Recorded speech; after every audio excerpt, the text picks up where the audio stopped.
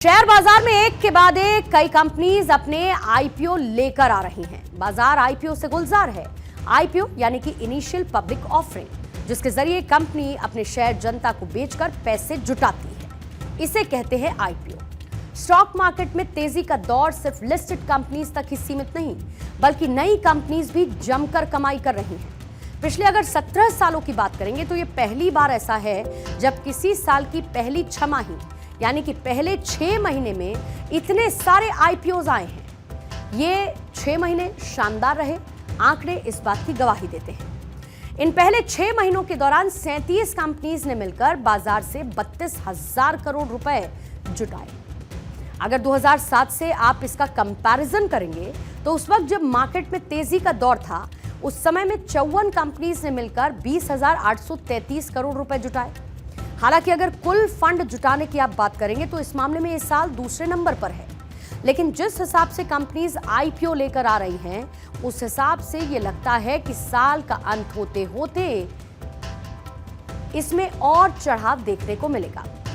सेबी प्रमुख ने कहा है कि अर्थव्यवस्था को चलाने के लिए सबसे जरूरी ये तरीका है हमारा पूरा मार्केट सिस्टम अच्छी तरीके से बैलेंस्ड और प्रोग्रेसिव तरीके से काम करे, और ये एक पॉजिटिव नोट है और शेयर बाजार इसी पॉजिटिव सेंटिमेंट पर काम करता है।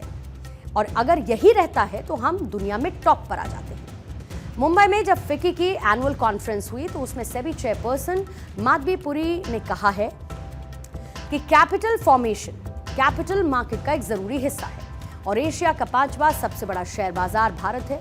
आईपीओ और इशू की कुल संख्या के मामले में हम पहले नंबर पर हैं। उन्होंने ये कहा कि अधिकार क्षेत्र के नजरिए से अगर आप देखेंगे तो हम तीसरे नंबर पर हैं, जबकि ग्रोथ रेट के हिसाब से हम टॉप पर हैं। माधवी पुरी ने और भी कहा, उन्होंने कहा कि पूंजी जुटाने और स्टॉक एक्सचेंज की राशि के मामले में हम नंबर 5 पर हैं। हमने जितनी रकम जुटाई वो दुनिया की बड़ी अर्थव्यवस्थाओं को सीधे टक्कर देती है। हम अमेरिका और चीन को टक्कर देने की स्थिति में है। यदि आप पिछले 5 सालों में वृद्धि दर को देखेंगे तो कोई भी हमारी विकास दर की बराबरी नहीं कर पाया है। जो आईपीओ की एप्लीकेशंस होती हैं उसकी समय सीमा घटाने पर काम चल रहा है। आईपीओ की मंजूरी में कम से कम टाइम लगना चाहिए, इस बात का जिक्र हो रहा है। दरअसल शेयर बाजार की ग्रोथ में आईपीओ का एक बहुत बड़ा हाथ है। आईपीओ के जरिए कंपनीज उनके शेयर धारकों को, इन्वेस्टर्स को, सबको फायदा पहुंचाती हैं। मसलन कैसे? कोई भी जब कंपनी आईपीओ को रिलीज करती है और उस आईपीओ को कोई इन्वेस्टर लेता है और अगर वो आईपीओ उनके हिस्से में आता है तो एक ग्रे मार्केट होता है। ग्रे मार्केट का जो पैसा होता है वो सीधे सीधे प्रॉफिट को रिफ्लेक्ट करता है। यानी कि एक तो फंड जुटाने में कंपनीज को फायदा होता है, जो इन्वेस्टर होता है वो प्रीमियम का लाभ लेता है और वो सीधे सीधे प्रॉफिट में, यानी कि जब शेयर मार्केट में आता है तो वो पैसा उसके पास प्रॉफिट के तौर पर चला जाता है। लेकिन इसके रिलीज होने में ज्यादा समय क्योंकि लगता है, तो लोग अपना पैसा कम फंसाना चाहते हैं क्योंकि पैसा ब्लॉक हो जाता है। इन्वेस्ट करने से लेके आईपीओ लिस्ट, उस शेयर के लिस्ट होने तक पैसा फंसा रहता है, इसीलिए इसका टाइम फ्रेम कम करने की बात की जा रही है। दूसरा, इसको खरीदने की मुश्किल प्रोसेस, जिसमें आम आदमी निवेश कम करता है। लेकिन अब सेबी प्रमुख ये कहती हैं कि इसे हम इजी बना रहे हैं, लीनियंट बना रहे हैं, ताकि ज्यादा से ज्यादा इन्वेस्टर्स आईपीओ के लिए अप्लाई कर सके।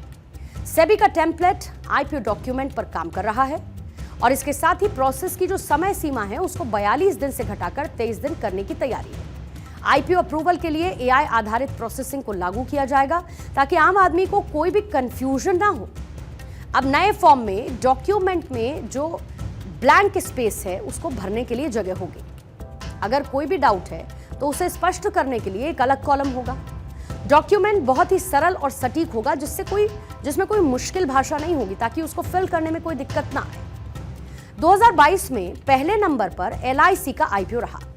एलआईसी के आईपीओ की कुल रकम थी 40.311 करोड़ और इस बार 16 कंपनीज ने मिलकर इतना पैसा जुटाया।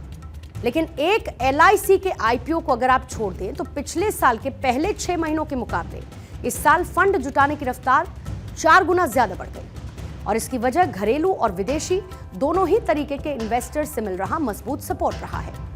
वहीं शेयर बाजार का शानदार प्रदर्शन भी नए शेयर जारी करने वाली कंपनीज को बाजार में आने के लिए प्रोत्साहित करता है।